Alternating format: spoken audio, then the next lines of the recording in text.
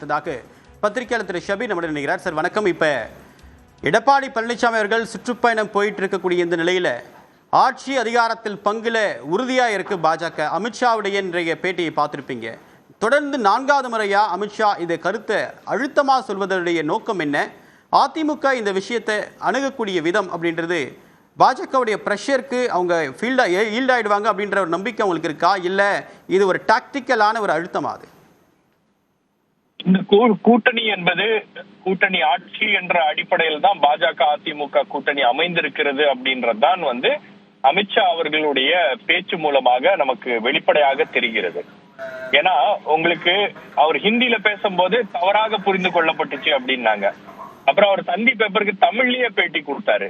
தமிழ்லயும் அதே தான் சொல்றாரு, கூட்டணி ஆட்சி, நாம் அந்த கூட்டணி ஆட்சியில் பங்கு பெறுவோம், பாஜக பங்கு பெறும் அப்படின்னு சொல்றாரு.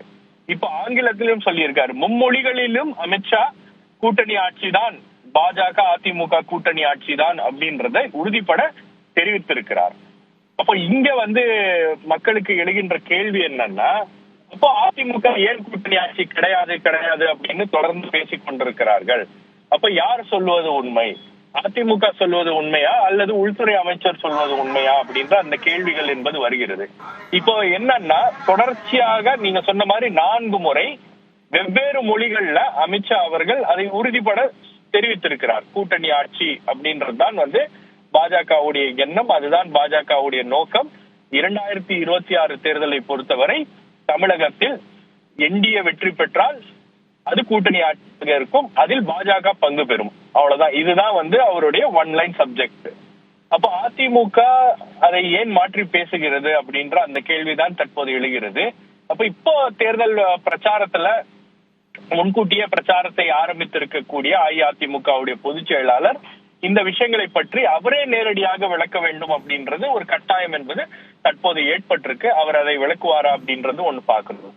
அந்த பேட்டியுடைய இன்னொரு சாராம்சம் பாத்தீங்கன்னா, மற்ற கட்சிகள் யார் கூட வரப்போறாங்க அப்படின்ற அந்த கேள்வி என்பது இருக்கிறது. அப்ப தாவேகா வருமா அப்படின்ற அந்த கேள்விக்கு அவர் சொல்றாரு, எல்லா கட்சிகிட்டையும் நாங்க பேசிட்டு இருக்கோம், பாமக தாவேகா போன்ற கட்சிகளுக்கு எல்லாம் பேசிட்டு இருக்கோம் அப்படின்னு. பட் தாவேகாவுடைய செயற்குழு கூட்டத்துல உறுதிப்பட அவர்கள் தெரிவித்து விட்டார்கள், என்றைக்கும் பாஜகவுடன் கூட்டணி இல்லை அப்படின்னு. அந்த அப்டேட்டுக்கு பிறகு கூட அமித்ஷா அவர்கள் அதை தொடர்ந்து சொல்கிறார் அப்படின்னா அதோடைய நோக்கம் ஒண்ணுதான், பாஜக அதிமுக கூட்டணி இன்னும் டேக் ஆஃப் ஆகல, இன்னும் அந்த கூட்டணிக்கு ஒரு மொமெண்டம் உருவாகணும் இல்லையா, மக்கள் மத்தியில ஒரு எதிர்பார்ப்பு, ஒரு மொமெண்டம் உருவாகணும். அப்ப அந்த மொமெண்டம் உருவாகல, அப்ப அந்த மொமெண்டத்தை கிரியேட் பண்றதுக்கோ அல்லது ஒரு நம்பிக்கை கொடுப்பதற்கு அவர்கள் செய்ய வேண்டிய காரியம் என்ன, அவர்கள் செய்ய வேண்டிய வேலை என்ன அப்படின்னு பாத்தீங்கன்னா, தொடர்ச்சியாக மற்ற கட்சிகள் குறிப்பாக விஜய் வருவாரா அப்படின்றது அதிமுக தொண்டர்கள் மத்தியில ஒரு பெரிய எதிர்பார்ப்பாக இருக்கிறது. அப்ப அந்த எதிர்பார்ப்பை அப்படியே மெயின்டைன் பண்ணிட்டு ஒரு க்ளோசர் டு எலெக்ஷன் வரைக்கும் அதை எப்படியாச்சும் மெயின்டைன் பண்ணணும், அந்த நம்பிக்கையை கொடுத்து கொண்டு இருக்க வேண்டும் அப்படின்றதுலதான் அவங்களும் தெளிவா இருக்காங்க. பாஜகவும் தெளிவாக இருக்கிறது, அதிமுகவும் தெளிவாக இருக்கிறது. நீங்க அதிமுகவை விஜய் விமர்சிக்கவில்லை, ஆனால் விஜய் சில விஷயங்கள்ல அதிமுக பற்றி பேசி இருக்கிறார் அப்படின்னும் போது அதுக்கு கூட அதிமுக பதில் சொல்லாத ஒரு நிலையில தான் அவங்க இருக்காங்க அப்படின்றது நம்மளால பார்க்க முடிகிறது. சோ கிளியர்லி என்னன்னா, ஒரு ஹோப், ஏதாச்சும் ஒரு ஹோப் கொடுத்துட்டே இருக்கணும் அப்படின்ற அடிப்படையில தான் இந்த விஷயங்கள் என்பது பேசப்படுகிறது, இந்த விஷயங்கள் என்பது பார்க்கப்படுகிறதா நான் பாக்குறேன்.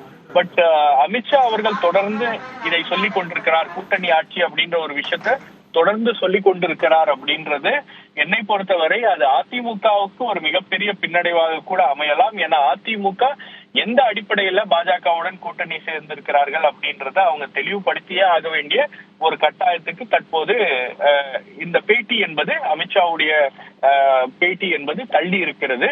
இதை அவங்க வெளிப்படையாக சொல்லாமல் ஒரு ஒரு பிஹைண்ட் த சீன்ஸ் அண்டர்ஸ்டாண்டிங்ல அவங்க கூட்டணி அமைஞ்சிருக்காங்க அப்படின்னா அப்புறம் நாளைய தினம் அது அதிமுகவுக்கு தான் ஒரு பெரிய பிரச்சனையாக மாறும். ஏன்னா மக்கள் மத்தியில அதிமுக மீதான நம்பகத்தன்மை அப்படின்றது குறைந்திருக்கிறது. ஏன்னா அவங்க கூட்டணியை விட்டு வெளியே வந்தாங்க, வெளியே வந்ததுக்கு பிறகு 26 கூட்டணி இல்லை அப்படின்னு சொன்னதுக்கு பிறகு திடீரென்று பாஜகவுடன் கூட்டணியில் இணைந்திருக்கிறார்கள். அப்போ இவ்வளவு விஷயங்கள் மாறி மாறி நடந்திருக்கிறது அப்படின்னும் போது இப்ப இந்த மாதிரி ஒரு முக்கியமான விஷயத்துல, அதாவது கூட்டணி ஆட்சி அப்படின்றது ஒரு பெரிய டெசிஷன், ஒரு பாலிசி டெசிஷன். இது வரைக்கும் தமிழ்நாடு கூட்டணி ஆட்சி அப்படின்ற ஒரு கான்செப்ட பார்த்தது இல்ல.